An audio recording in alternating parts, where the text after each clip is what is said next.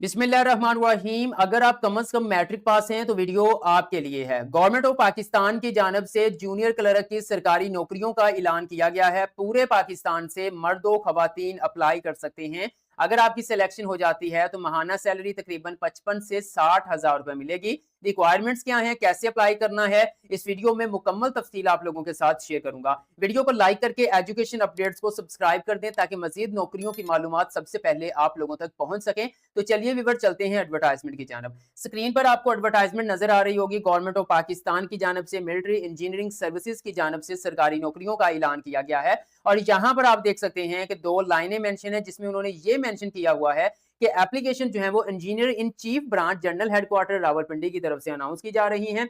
अब यहाँ पे अगर जनरल हेडक्वार्टर रावलपिंडी लिखा है तो इसका मतलब ये नहीं है कि पोस्टिंग आपकी रावलपिंडी में ही होगी, बल्कि जनरल हेडक्वार्टर है रावलपिंडी के अंदर जिनकी तरफ से अनाउंस की गई है और पोस्टिंग आपके करीबी किसी स्टेशन पर होगी। वीडियो मुकम्मल देख लीजिएगा, इंशाअल्लाह ताला खुद ही कामयाबी से अप्लाई कर सकेंगे। व्यूअर वैसे तो इनकी तरफ से काफी जॉब्स अनाउंस की गई हैं, लेकिन मेरा जो इस एडवर्टाइजमेंट के अंदर मेन टारगेट है वो लोअर डिवीजन क्लर्क है। आप स्क्रीन पर देख सकते हैं, यहाँ पर जो है वो पोजीशन का नाम है जी लोअर डिवीजन क्लर्क। यहाँ पे स्केल मेंशन है, 11वां स्केल है और 11वें स्केल की जो सैलरी है वो इन डिपार्टमेंट्स के अंदर तकरीबन 55 से 60,000 रुपए होगी, तमाम अलाउंसेस को शामिल करके। सीटों की तादाद बहुत ज्यादा है, 91 सीटों का ऐलान किया गया है पूरे पाकिस्तान के अंदर और उसको मुख्तलिफ जो है वो कोटा के अंदर डिवाइड कर दिया गया है। जैसे कि ओपन मेरिट पर 7 सीटें हैं, पंजाब में 38 हैं, सिंध अर्बन एरिया के लिए 6 हैं, रूरल एरिया के लिए 9 हैं, केपीके में 9 हैं, बलोचिस्तान 5, फाटा 2, गिलगित बल्तिस्तान 1,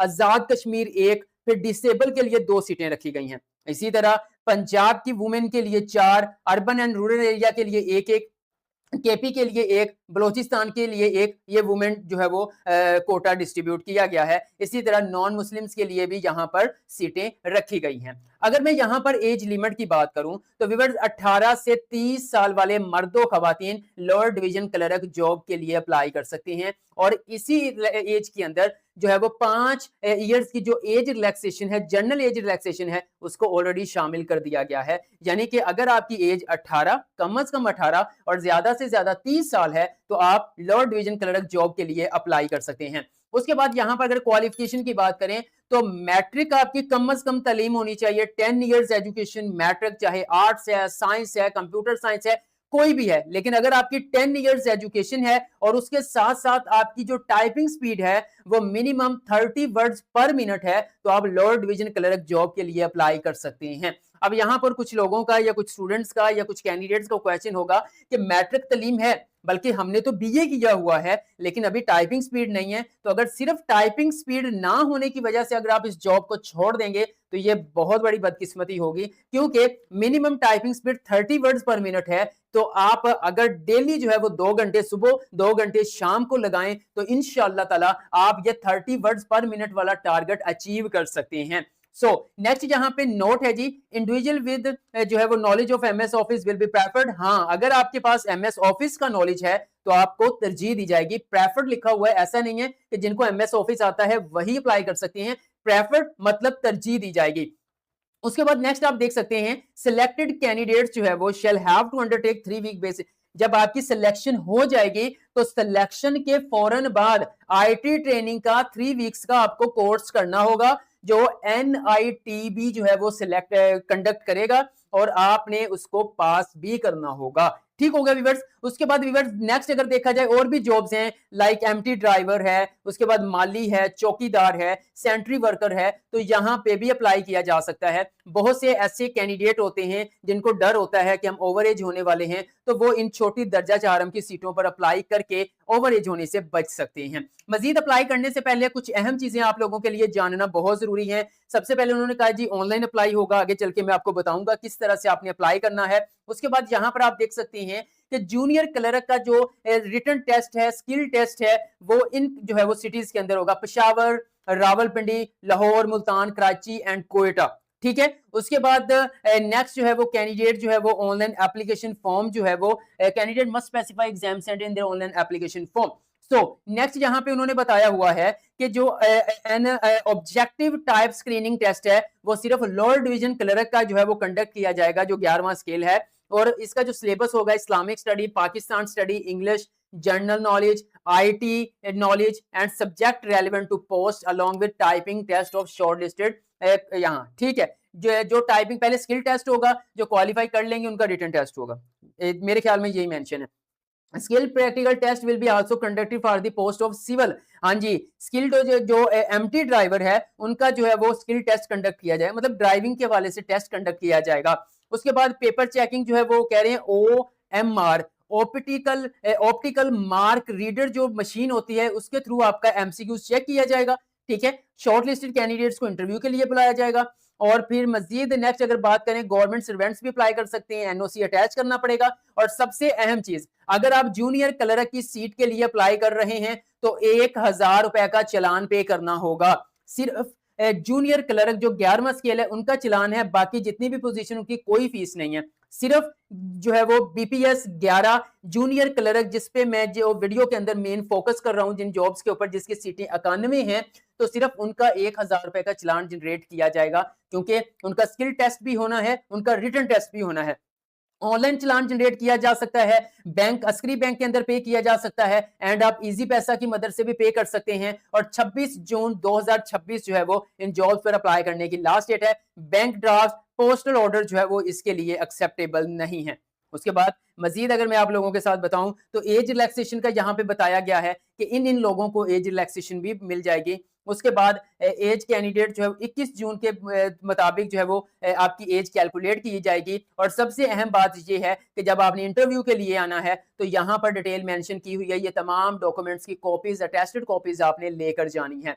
मजीद जहां पे डिटेल है 21 जून 2026 इन जॉब्स के लिए अप्लाई करने की लास्ट डेट है, और 26 जून तक जो है वो आप फी पे कर सकते हैं। मतलब अप्लाई करने के बाद भी आपको कुछ तकरीबन 4 से 5 दिन का टाइम दिया जा रहा है, जो है जिसके अंदर अंदर आप जो है वो 1000 रुपए का चालान पे कर सकते हैं, अगर आप जूनियर क्लर्क या फिर लोअर डिवीजन क्लर्क के लिए अप्लाई कर रहे हैं।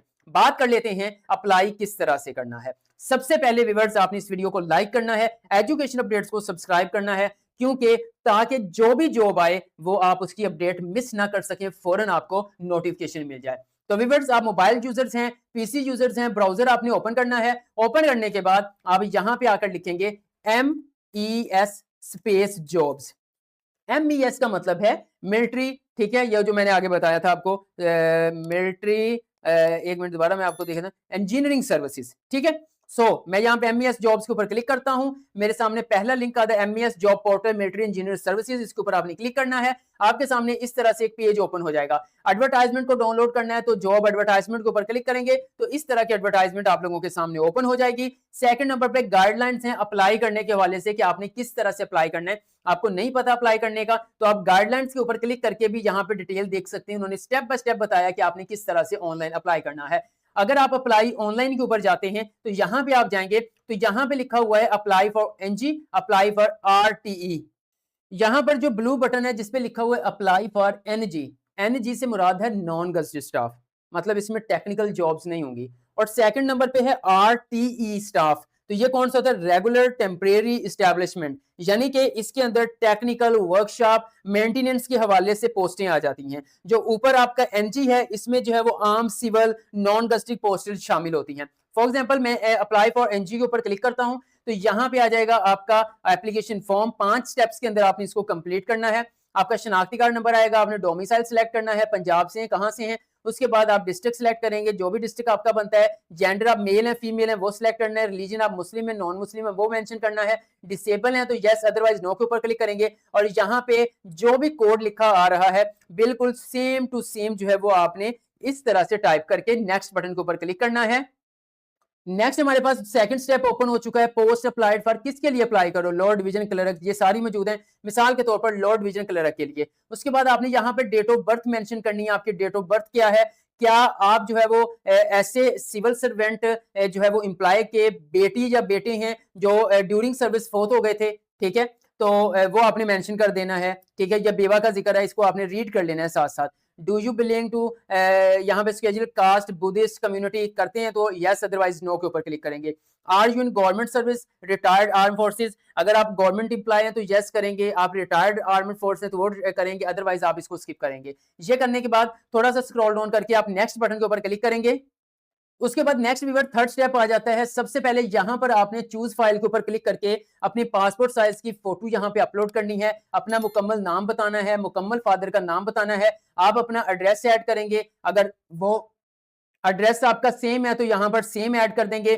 फर्स्ट आपने एक फोन नंबर बताना है, दूसरा फोन नंबर है तो ऐड कर दें, अदरवाइज स्किप कर सकते हैं। एग्जामिनेशन सेंटर मेंशन करना है कि आपके करीबी कहां पर आप, सिंध वाले कराची में देंगे, पंजाब वाले लाहौर मुल्तान में दे सकते हैं, रावलपिंडी में देख सकते हैं, केपीके वाले पेशावर में देंगे, फिर यहाँ पे कोयटा भी आ जाता है। जो आपको करीबी पड़ता है या जो आपके रिलेटेड है आप उसमें अप्लाई करें। फॉर एग्जाम्पल मैं लाहौर कर देता हूँ। ये करने के बाद फिर नेक्स्ट बटन के ऊपर आप क्लिक करेंगे जी। तो नेक्स्ट हमारे पास चौथे नंबर पे आ जाता है जी एजुकेशन डिटेल्स। उन्होंने बताया हुआ है रिक्वायर्ड क्वालिफिकेशन क्या है, या सारी मेंशन है। अब नीचे देख सकते हैं आप, उन्होंने कहा हुआ है जी बताएं आपके पास क्या क्वालिफिकेशन है। तो ये जरूरी तो नहीं है कि आप मैट्रिक पास ही होंगे, आप कुछ ऐसे भी अप्लाई करेंगे जिन्होंने बैचलर किया है, मास्टर्स किया है, एमफिल किया हुआ है, वो भी अप्लाई करेंगे, लेकिन कम से कम मैट्रिक वाले अप्लाई कर सकते हैं। तो अगर आप जो है वो यहाँ पे मैट्रिक का डाटा ऐड करेंगे तो आप इसके ऊपर चेक साइन लगाएंगे तो ये एक्टिव हो जाएंगे आपके साथ। फिर साइंस के साथ किया या आर्ट्स के साथ किया वो मेंशन करना है। अपडेट मार्क्स आपके कितने थे, ठीक है, वो आपने मेंशन करने। टोटल कितने थे वो आपने मेंशन करने। किस बोर्ड से आपने किए हैं, मिसाल के तौर पर 22 लाहौर से किया हुआ तो वो ऐड कर दिया। अगर इंटरमीडिएट किया हो तो इसके बाद भी चेक साइन लगाना है, तो फिर इसका आपने मेंशन कर देना है कि एफएससी है, एफए है, आईसीएस है, क्या है। इस तरह आपने डिप्लोमा एसोसिएट इंजीनियरिंग किया तो इसको सिलेक्ट करना है, इंटरमीडिएट को कैंसिल कर देना है।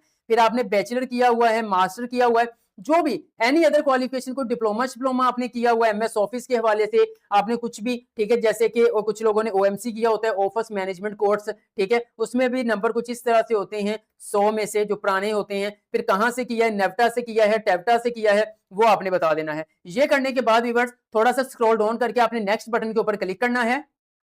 उसके बाद नेक्स्ट और लास्ट सेक्शन हमारे पास आ जाता है कि एक्सपीरियंस डिटेल्स ऐड करें। अगर आपके पास किस कहीं पे भी चाहे 1 महीना भी एक्सपीरियंस है, 1 हफ्ता भी है, तो वो आपने लाजमी ऐड करना है। इससे अच्छा इंपैक्ट पड़ता है। जो एचआर होता है, ह्यूमन रिसोर्स या सिलेक्शन टीम होती है, उनको उनके लिए अच्छा इंपैक्ट है। क्यों?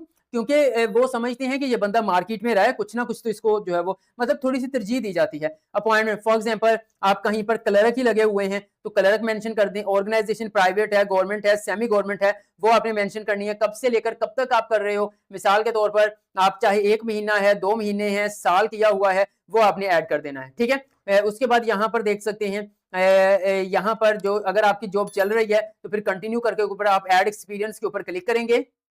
यहाँ पर आप देख सकते हैं ये क्लर्क का जो है वो एक्सपीरियंस ऐड हो गया है। मजीद कोई 1-2 जगह पे है वो भी आप स्टेप बाय स्टेप करके ऐड कर सकते हैं। ये करने के बाद आप नेक्स्ट बटन के ऊपर क्लिक करेंगे तो मुकम्मल एप्लीकेशन फॉर्म आ जाएगा। तो सबमिट करने से पहले आपने तमाम जो अपनी इंफॉर्मेशन ऐड की है उसको अच्छी तरह से रीड कर लेना है। रीड करने के बाद आप सिंपल सबमिट बटन के ऊपर क्लिक करेंगे तो फौरन यहां पे आ जाएगा कि अप्लाई हो गया है और आपका रोल नंबर ये है, जिसको सिक्योरिटी पर्पस की वजह से मैं ब्लर कर दूंगा। रोल नंबर नोट करना जरूरी है। एक पिक्चर बना लें, इसको कॉपी कर लें, क्योंकि इसके बगैर आप चालान जनरेट नहीं कर सकते। ठीक है, तो सिंपल इसको आपने कॉपी कर लेना है। कॉपी करने के बाद go back to home page के ऊपर क्लिक करना है। आप देख सकते हैं हम इसी होम पेज पे आ चुके हैं। अब हमने फीस को पे करना है। यहाँ पे 4th नंबर पे है पे फी, आपने इसके ऊपर क्लिक करना है।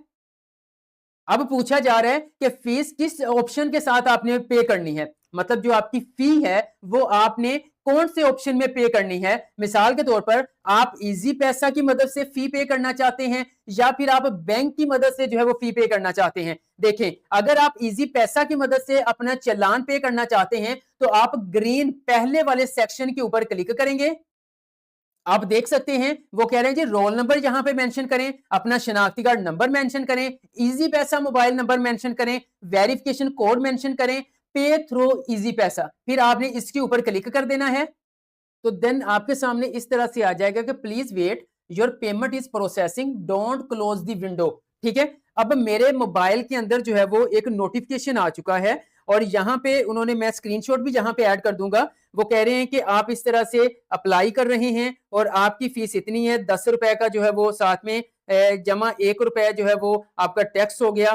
तो फिर आप जस्ट अपना एमपीएन नंबर ऐड करेंगे और आपकी फी जो है वो पे हो जाएगी इजी पैसा की मदद से। लेकिन अगर आप चालान, बैंक चालान की मदद से फी पे करना चाहते हैं तो आप बैक जाएंगे।